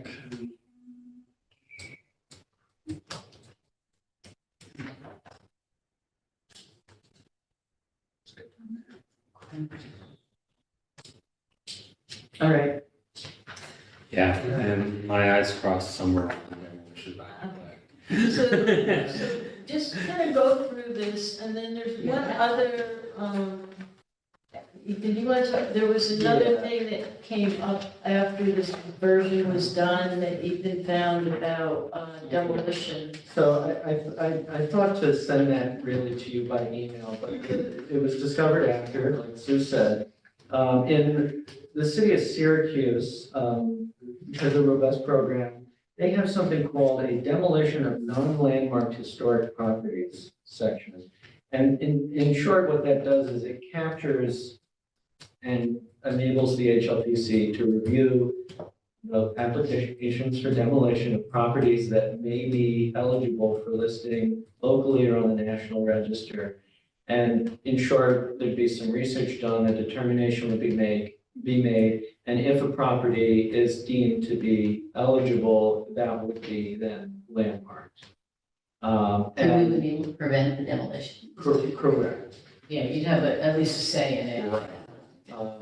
And given that the city has had intensive level surveys most recently, and in the past, there is a recognition that there are a lot of other historic properties that, are in a vulnerable state that we really should be working towards protecting, and that through that process may become eligible for things like those tax credits and or at minimum, the local tax exemption for rehabilitation. So that's where this comes in, and it was something that we thought should be considered. Another thing that the old code had that I'm not seeing is an emergency designation. It's in there. That is in there. It's in Did I there. miss it? Yeah, or maybe I didn't get that Yeah, far. no.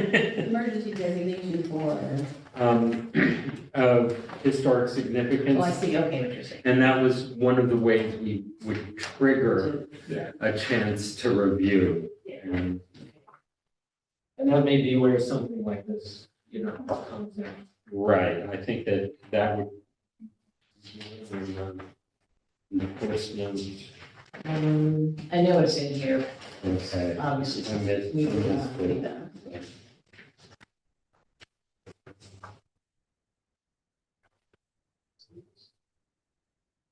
Third, 24. That's Is it, yesterday. Shippo did something yesterday? who knew? No, it says 1975. No. They just must have scanned it yesterday. It's a legacy form. There's something that I think is from 2016 that I can share with you tomorrow. That it appears to be a more recent National Register document. I didn't notice it, and it was something that we had to invoke very rarely, but I spent an afternoon getting yelled at by Mayor Satado over it. Emergency. Pardon? Emergency designation is at the bottom of page 5. I K, just missed it. it's K. All It's right, basically unchanged, beautiful, important. with the exception that the one-time period is extended. Yeah, an extra month. Yep. Yeah. Yeah. They were sandblasting at what's now Old Savannah on the outside, and the brick was not set, I mean, sandblasting the inside was one thing. Sandblasting the outside would have led to real dangerous deterioration of that style of brick. And yeah, and so essentially, I drove around town posting notices, and we had a scheduled meeting where Ulster Savings Bank bought places. They deal with their windows. We did a site visit, and I got excoriated. I got in the paper. And the mayor yelled at me for an entire afternoon. Yeah, they promised that they were gonna seal it. They promised all sorts of things. I hope it really happened. I'm not getting up on a ladder to check. Okay, so now we're getting. Yeah, we're getting into tales of time gone by. But I will entertain a motion. No, we're not done yet. So this is why I just want to really just like think about, go through this, read through it, let us know, get back to us with any comments that you have, and thoughts. We'll rework we'll try and get language together, to bring in that other demolition language. We'll make a couple changes that we talked about tonight. We'll research the stockade district and we'll double check all the boundary descriptions, Right, maps to make Fair sure Street they're is kind of the accurate, tricky, and they reflect everything. I think that's it for that discussion tonight. Hooray! Before you adjourn, I was No, gonna. there's other, well, there are. other- There's more. So there's an updated FAQ, Oh, yeah. okay, that you guys did. Modified with the changes we talked about. So this is, you're just asking for a formal blessing. This is going to be attached to all our application. Okay? It should be now, should be one thing noted in regards to the insurance. So this was an update actually after this came out, and that was, that there is one company that appears to not be friendly to historic landmarks if you inform them that it is a historic landmark. And it was an instance, and I'm gonna try and remember exactly which one it is.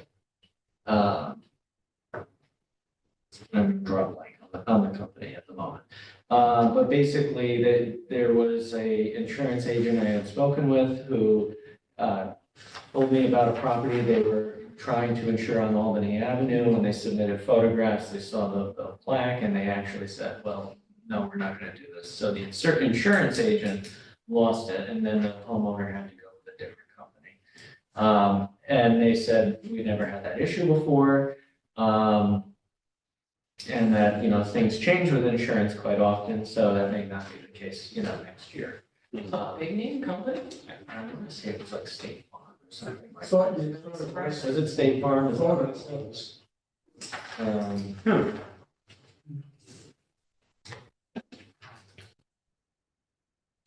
But again, that is one firm out of, many. Oh, yeah.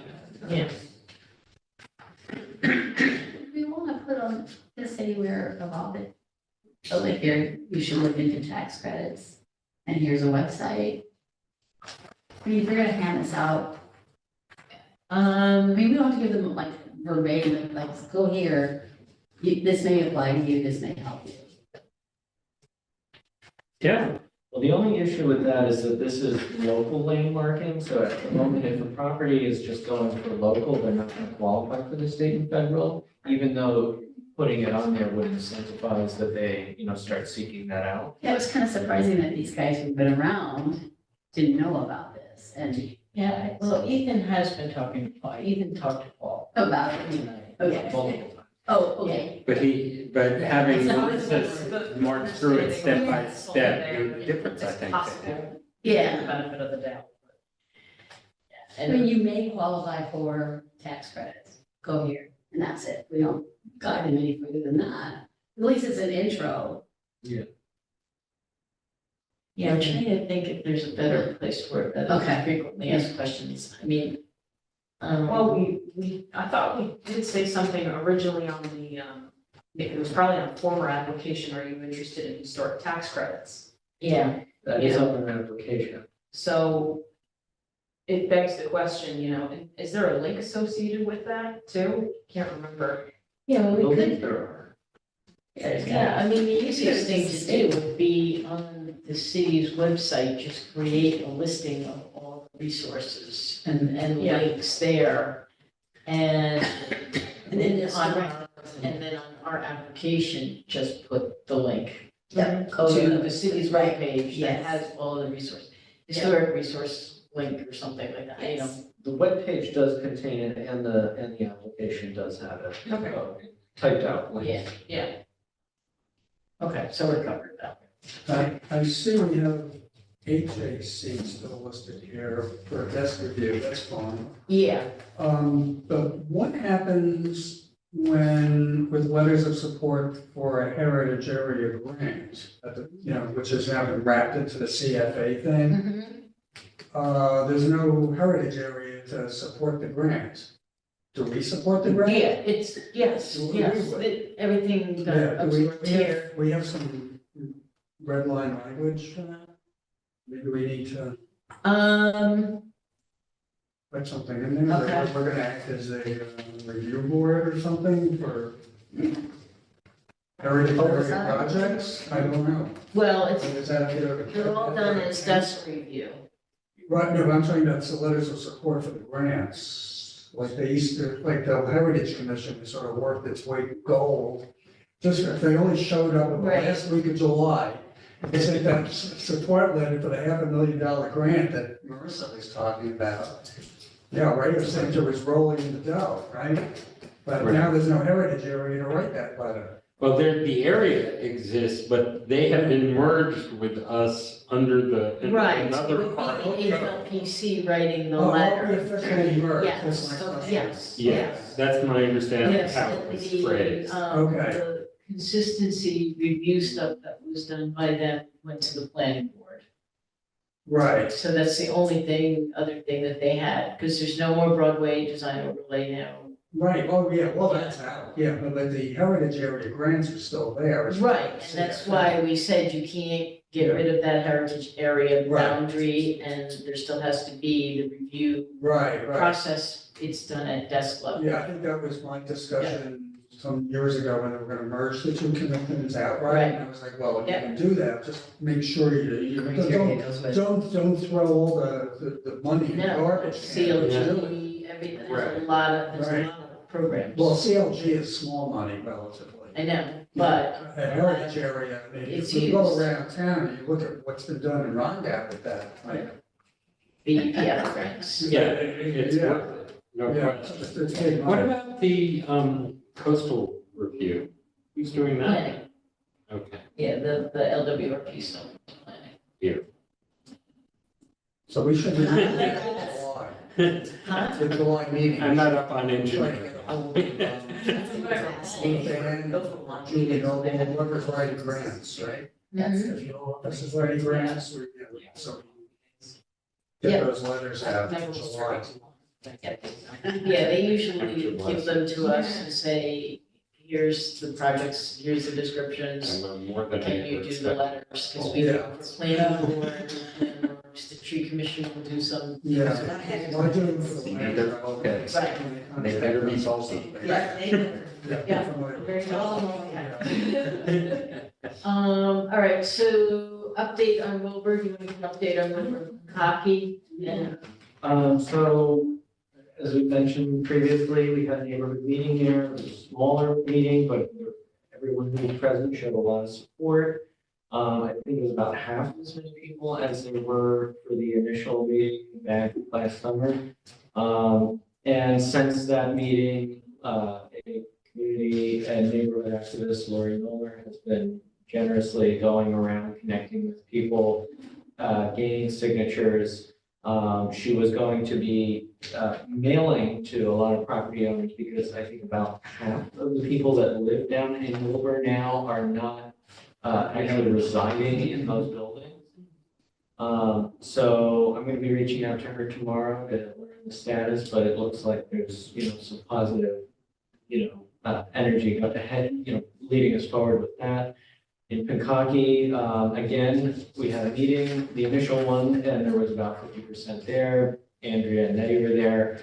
There was a little more tension and questions, pressure put back.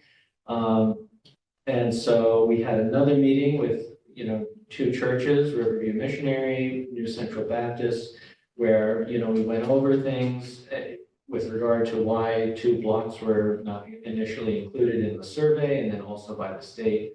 And additional research, is kind of working through that.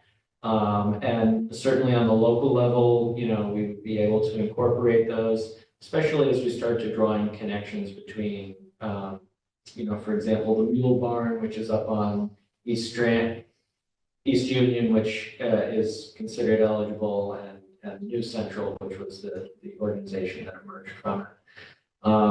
We will be reaching back out to John McCarthy and Reverend Doris Edward Schuyler in the very near future to set up another, community meeting with them. And then Kevin had also, distributed the petition form to others who he knew. So far, nobody got back, but people on the project committee, plus a few of the local residents, that would be interested. At least one of the emails bounced. That's never a good sign. Doubling back to Wilbur for a second, has someone reached out to the owner of the old tavern, the old Brook Tavern that has a brook through the basement? The brook goes right under the building. It's kind of wild. Lori has gotten, Lori Nolan was going around to all the Yeah. people she knew. My memory is that many years ago that the owner was really looking for help in shoring up that building, making sure it didn't collapse into the stream. Yeah, that's in Wilbur. That's in Wilbur, and there's the sort of triangle shape of the main. There's an old tavern right facing onto Beale Street. And the water goes right through the basement. Yeah, I don't know if it still does, but it used to. Very Brook Room. Yeah, It's called the Brook Room. Yeah, right through the basement. yeah, it was a I imagine pretty, it's probably worse now than it was. That would be my guess. Well, I think when they redid the Twaskill and they piped everything, I think they rechanneled that. So it's no longer like, an active running. I mean, it might periodically run, yeah. yeah. It was the stonemason's the guy who bought it, and he was coming up with all sorts of weird artwork that he was gonna put in. I don't know exactly. Damped it there. Oh, yeah. All right, Just in the basement. you have something else? Yeah, I was just gonna mention, the community preservation plan, community preservation fund. That's happening and sort of as we speak. We went to laws and rules with Julie Noble and Michael Georgia from the Kingston Land Trust and had a discussion with the council members. They sounded mostly on board. I think they're gonna have some more deliberation on the fund itself, if they're gonna create this tax or not.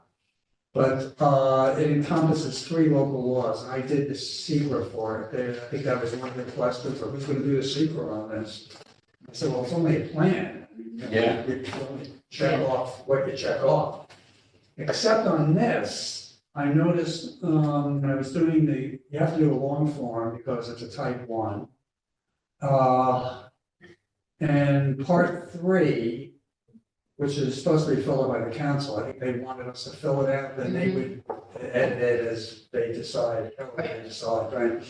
So I think what we did was we did a neg deck with all, and then the 18 sections of part 2, we explained why it's a neg deck. Well, the one paragraph, That's pretty long. short, yeah, but it's a couple of pages. So it's a relatively long EAF, long form. And it's sitting on Julie Noble's desk to be reviewed, and then it's supposed to go to the council by the 17th of.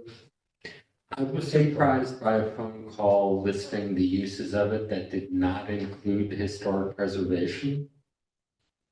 Is this fund eligible for historic? Yes, it is. Yeah. Okay, because I got a phone call from what sounded like a pollster. Oh, yeah, that's our guy. Yeah, well, he did not think to mention historic preservation. I spent some time going, well, I'm not so thrilled because something I think is really important for the city of Kingston, you haven't mentioned it. Are you Okay. sure?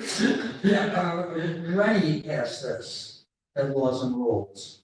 So I looked it up, and maybe Sarah passed it as well.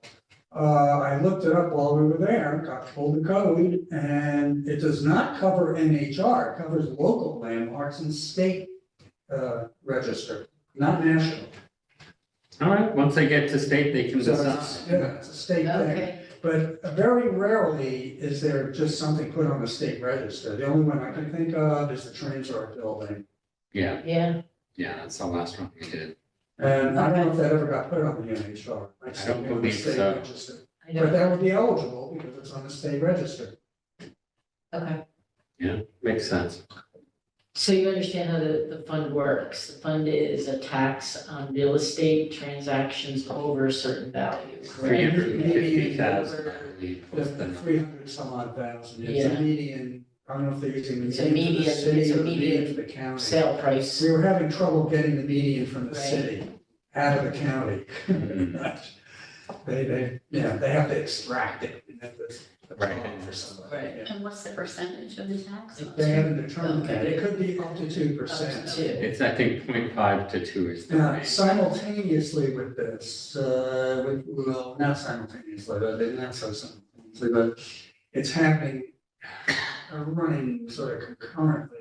Dee Barrett, who's in the assembly with Fred Thiel, from Long Island. Fred Thiel had sponsored, a community housing fund. That was one of the questions we had. I don't know if the guy asked that question, but the housing thing came up previously when we were doing the open space plan.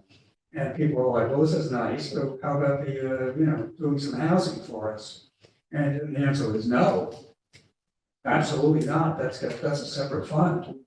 Really? So Fred Thiel from Long Island, he introduced this and he got it passed in Long Island for the East End towns. These are East Hampton, Southampton, Riverhead, Southhold.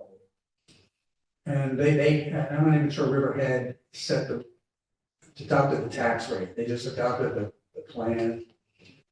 So it's 3 towns, and Dee Barrett's trying to get it approved for the Hudson Valley with the Assembly Person Field. I think we just signed off on a letter today to that, and I don't know if that would be part of their budget process in Albany or not. Who's "we" in that sentence? In The that. city of Kingston has signed off, is that what you're saying? The we in that sentence is Hudson Valley Alliance for Housing and Land Conservation, which was set up by Steve Rosenberg and Rebecca Cremens. It encompasses, well, initially it was 10 groups, 5 land trusts, I think, and 5 housing groups, but it's been expanded. I think it's 12 or 14 members now. Pretty much evenly split between housing and open space conservation groups. Working together on this. Nice. Thank you. Yeah, I'm the representative from the Kingston Land Trust for, Yeah. sort of by default. Occasionally Shaniqua shows up. The Taproot Community Land Trust is involved with it, so Weston and Mrs. Solly shows up too. All So if right, I'm not there, there is Shaniqua or Weston fill in. Yeah, we're trying to push those initiatives forward. excellent. Okay. All right, any other new business? Hearing none, I will entertain a motion. Anything sent around, or you sent the email, right? Oh, To- For training, there's, Oh, right, and just so you know, you really should be doing annual training, so this is a great online opportunity for you to get it. And if you do that training or any other, let us know, because we need to track that. And I track it for the planning board annually, I'm gonna track it for this group annually as well. So when we do our annual reports to the state, we can show that as members, you've done this, this, and this, okay? Yeah, So that's- Professor that's- yeah, Joe Diamond is a wonderful It's on- resource it's for on- our. Through early heritage, I'm just curious of the 4 here, your experience with archaeology. Okay, so, you have, Joe, Dig it up. Joe did a dig at the corner of North Front and Clinton Avenue. right, And we, as a group, he sort of took us out 2 or 3 times actually to see and described the mapping techniques and the various levels that he was getting into, and also that it's proper technique to leave stuff behind, which always has stuck with me.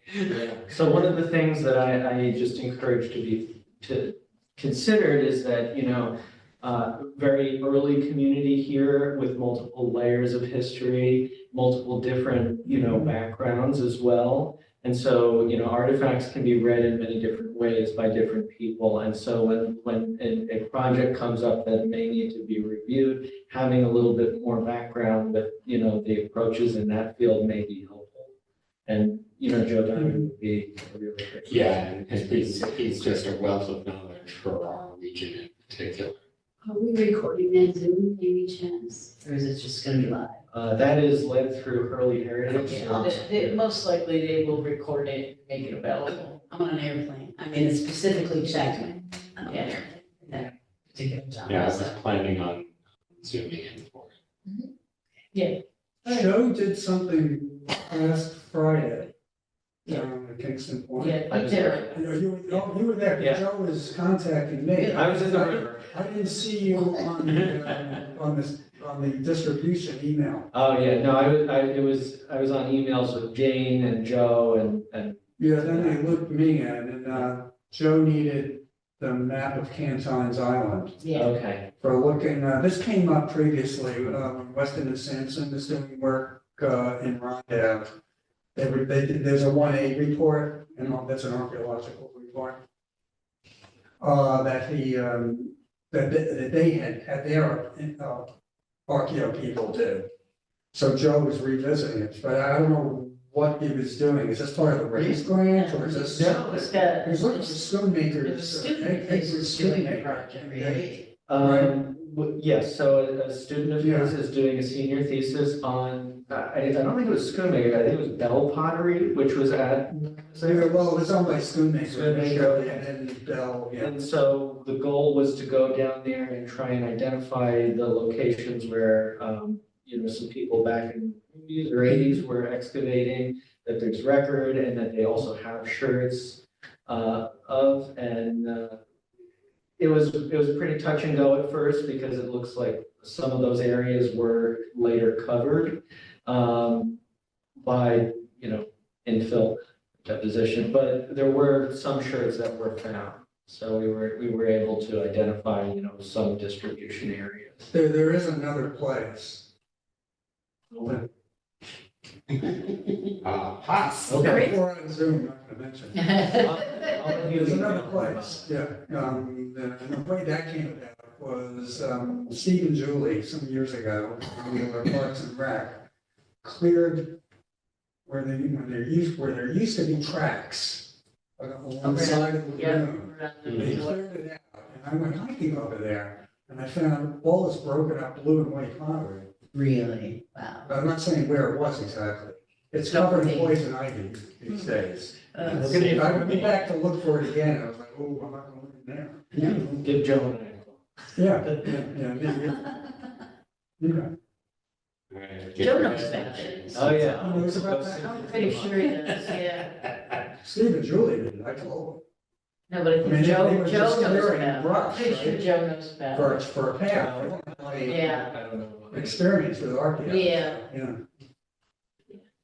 All right. Okay. May I entertain a motion to adjourn? I hear no objection. I will therefore entertain such a motion. So moved. Do I hear a second? All in favor, say aye. Aye. By acclamation, we stand adjourned. Hey. Whew.